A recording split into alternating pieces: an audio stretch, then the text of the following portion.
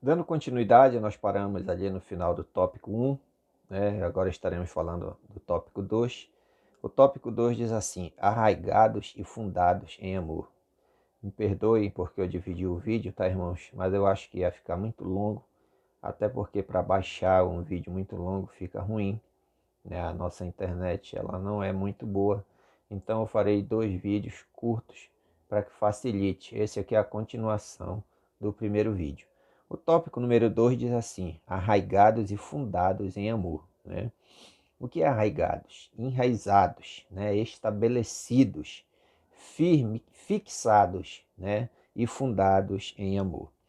O amor é a mensagem central do Evangelho de Cristo. Um dos propósitos da oração de Paulo foi para que a igreja entendesse e exercitasse o amor de Deus. O nosso texto áureo, digamos assim, da Bíblia é João 3,16.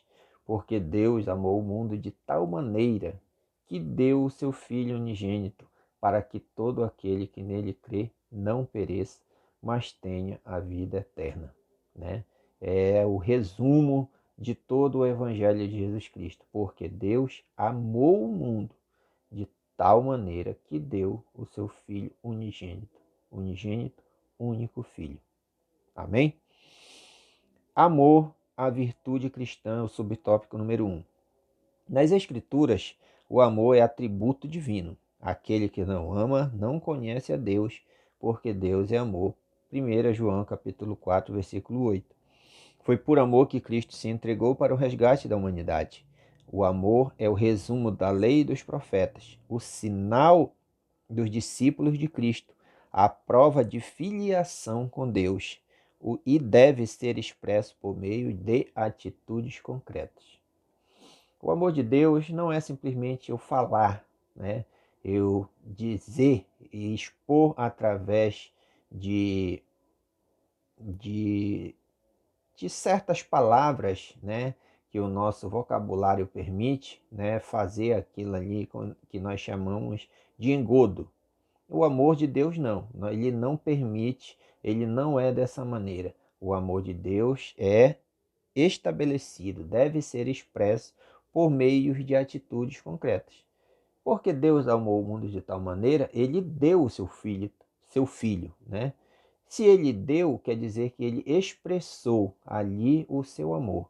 Então, quando você quer expressar o seu amor, você tem que cometer uma ação. Porque falar, né? Falar é fácil, falar qualquer um fala, mas fazer que é diferente. E essa oração que Paulo estava fazendo ali pelos irmãos em Éfeso, e esta oração para os nossos dias vem dizer isso. Nós devemos fazer e não apenas falar. O amor é a maior de todas as virtudes e o princípio que norteia o fruto do Espírito. Os irmãos lembram que nós já passamos por lições falando do fruto do Espírito, né? O amor resume todos, né? São vários frutos que se originam do amor, mas o amor é o maior de todos. Ciente dessa relevância, o apóstolo implora a Deus para que o viver da igreja seja arraigado, né? Seja enraizado e alicerçado no amor. Uma igreja que não ama não é uma igreja de Deus. Uma igreja que não exercita o amor não é uma igreja arraigada, não é uma igreja fundamentada na palavra de Deus, porque a palavra de Deus diz que Deus é amor. Amém? Subtópico número 2. Arraigados e fundados em amor. Após rogar ao Pai pelo poder do Espírito e a habitação de Cristo, o apóstolo clama para que a igreja possa também compreender e praticar o amor, né? Já falamos um pouco sobre isso. A expressão arraigados e fundados em amor compara os santos como uma planta bem enraizada e uma casa bem alicerçada. Indica que sem o amor a vida cristã não tem sustentação alguma, né? Sem o amor não existe vida cristã. Se existe vida cristã é porque existe amor. Por causa disso, o apóstolo insiste pela total compreensão de qual seja a largura, o comprimento e a altura e a profundidade do amor divino. O uso dessas expressões aponta para a vastidão do amor de Cristo, que excede todo o entendimento. e indica que a lógica humana não pode mensurar o amor de Deus, né? É o que nós falamos ainda há pouco, discernir espiritualmente. A lógica humana, ela vai até aonde a sua mente permite. Após a lógica humana, só vai existir o quê? Fé, amor, esperança, né? E como nós estamos falando de amor, o amor de Deus é totalmente incompreensível pela lógica humana, porque o amor de Deus, ele perdoa o mais vil pecador, que é o que a palavra de Deus nos ensina. É isso que entra, muitas das vezes, em contradição com o amor que é ensinado hoje em dia no mundo. Porque o amor hoje em dia é ensinado é aquele amor com apelo sexual, né? É o apelo atrativo, o apelo físico. E isso daí contaminou a humanidade e todos acreditam que isso é amor. Mas o amor é muito mais, o amor é incompreensível, o amor de Deus muito mais incompreensível. Assim como o amor de uma mãe pelo seu filho, é esse amor que Deus tem por nós, tem pela humanidade, tem pelos seus filhos. Tanto é que ele deu o seu único filho para morrer por nós. É por isso que quando um ladrão, um assassino se arrepende e nós, como crentes, como cristãos da igreja, o aceitamos de todo o nosso coração, a sociedade não compreende e julga, né, de uma maneira errônea que a igreja está acobertando aqueles fatos tenebrosos, aqueles fatos criminosos que determinada pessoa possa ter cometido. Mas o amor de Deus, a palavra de Deus diz que ele encobre uma multidão de pecados. A intensidade do amor de Cristo. Consciente de que somente o Espírito pode fazer entender e experimentar a grandeza do amor de Deus, Paulo pede para que os crentes conheçam a intensidade do amor de Cristo. O apóstolo Paulo sabe que o esforço humano não pode atingir essa meta. Assim, ele acrescenta esse pedido à oração para que os crentes sejam cheios de toda a plenitude de Deus. Glória a Deus. Você não vai compreender o amor de Deus, né, de qualquer maneira, né? Ah, eu vou ler muito a Bíblia e vou compreender o amor de Deus. Não. Você pode ler a Bíblia de capa a capa, como se diz popularmente. Se você não discernir espiritualmente, você vai ler, você vai dizer que a Bíblia é um livro de lendas, de historinhas, e você não vai compreender o amor de Deus. Porque só compreende o amor de Deus, né, não na sua totalidade, né, não na sua totalidade. É por isso que Paulo pede para que nós busquemos entender. Nós nunca vamos compreender, mas ele pede que nós busquemos. Por quê? Porque nós estamos em construção, foi aquilo que eu falei. E aquilo que você busca, aquilo que você almeja, lá no versículo 20, Paulo já disse, olha, se vocês almejam algo, o Senhor tem muito mais do que isso que vocês almejam. Não é somente isso que vocês precisam, não é somente isso que vocês desejam. O Senhor vai dar para vocês muito mais do que isso, né? E ele diz aqui para que os crentes sejam cheios de toda a plenitude, né? Da totalidade, da integridade de Deus. É através dessa vivência em contínua, né? Continuamente em oração, né? Jejuando, aprendendo a palavra de Deus, é que nós vamos começar a entender esse amor e vamos começar a viver verdadeiramente nas nossas vidas, no nosso dia a dia, porque tudo isso aqui é importante nós aprendermos, mas o mais importante é praticarmos, né? A palavra de Deus, ela é prática, a palavra de Deus, ela é exercício. A palavra de Deus não é apenas para que nós possamos ler, para que nós possamos ouvir, mas é para que nós possamos praticar, para que assim sejamos reconhecidos como verdadeiros representantes do Evangelho do nosso Senhor e Salvador Jesus Cristo. Vamos para o último tópico. A bênção de Deus excede o pensamento humano. A dimensão das bênçãos divinas.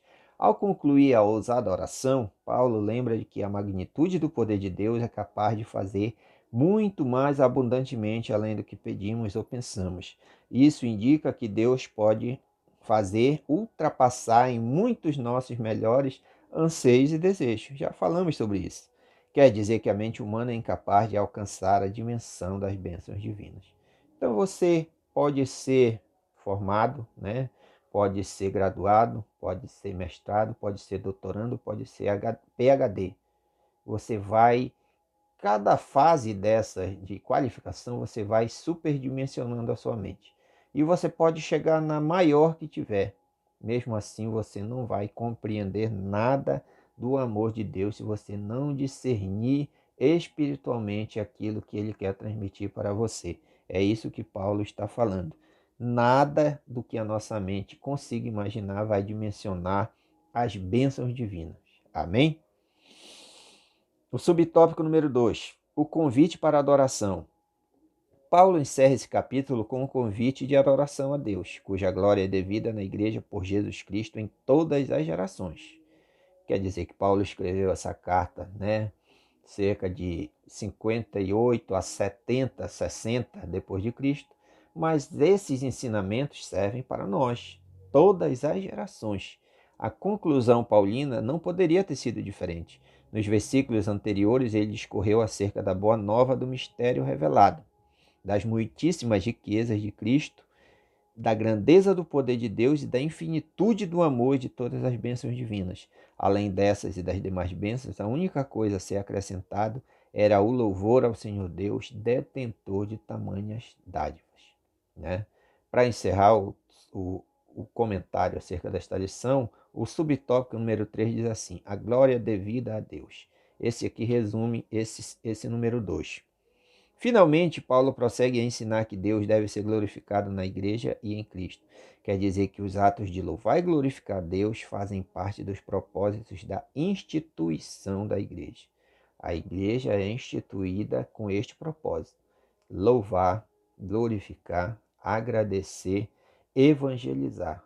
A igreja não pode se fugir destes propósitos, porque se a igreja foge destes propósitos, ela não está sendo mais igreja. Ela está sendo apenas um local de aglomeração para passatempo, para reunião, que não vai trazer crescimento. A igreja, ela tem esse propósito: louvar, glorificar, evangelizar, e amar a todos. A igreja tem que amar a todos. Na igreja, a religião cristã, o cristianismo, é a religião que não existe preconceito. No cristianismo, você pode ser negro, você pode ser pardo, você pode ser amarelo, você pode ser verde, você pode ser cabeludo, você pode ser careca, você pode ser o que seja. O Deus que nós servimos, ele nos ensina que nós devemos amar você de qualquer maneira. Mas esse Deus também requer que todos nós, não só você que pode estar nesse estado, longe do Senhor nosso Deus, mas todos nós, ele requer uma mudança. A palavra diz que ele aceita como estás, mas você tem que mudar ao receber o verdadeiro amor de Deus, porque o Evangelho de Deus, ele é mudança, ele é renovação de vida. Mesmo que você venha com todos os seus preconceitos, com todo aquele rancor, com toda aquela dívida histórica, o Senhor Deus, ele paga a sua dívida, ele já pagou a sua dívida quando morreu na cruz do Calvário.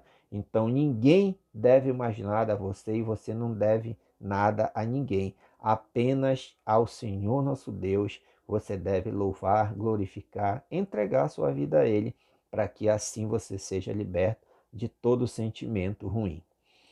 A igreja nunca terá glória em si mesmo, pois toda a glória é exclusivamente tributada para Deus por intermédio da obra de Cristo. Em sua oração, o apóstolo anela que essa postura de adoração e exaltação a Cristo perdure por todas as gerações, e enfatiza seu pedido com a frase: para todo o sempre, o que significa que deve ser praticado por todos os crentes. Amém?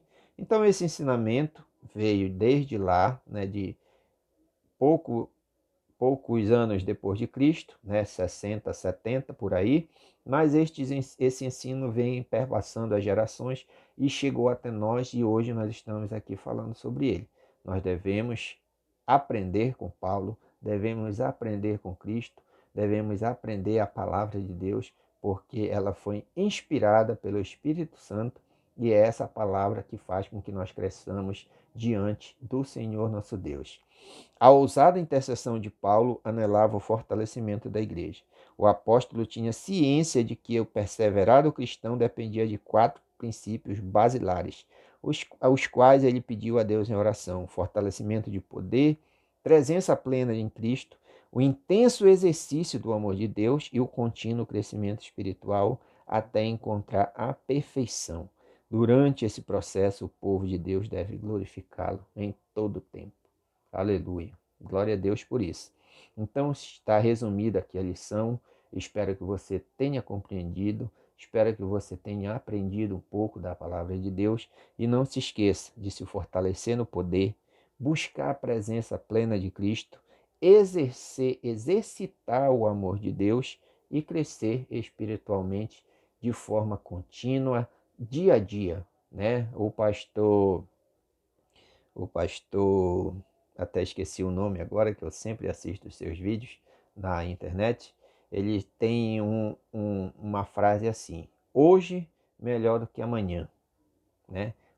Hoje melhor, não é assim.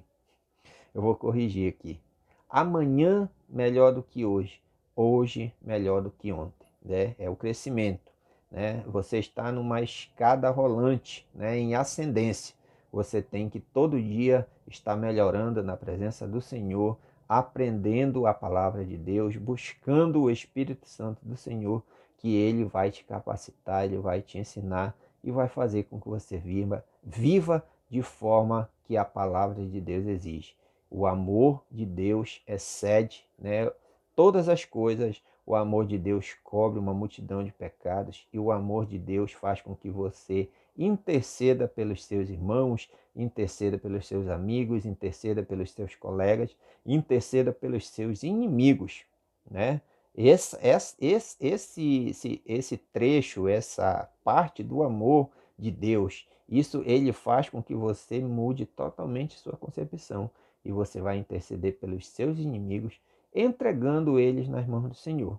E o Senhor fará aquilo que lhe aprouver e você não irá depender de ações para muitas das vezes agir contra aquela pessoa que lhe ofende, contra aquela pessoa que lhe persegue.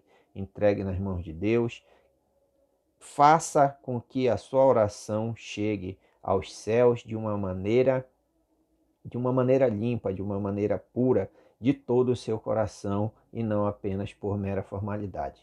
Que Deus em Cristo nos abençoe, que nós possamos estar mais uma vez juntos, né? Eu estou ainda nervoso, mas o Senhor Deus concedeu esta vitória e eu agradeço em nome do Senhor Jesus. Amém?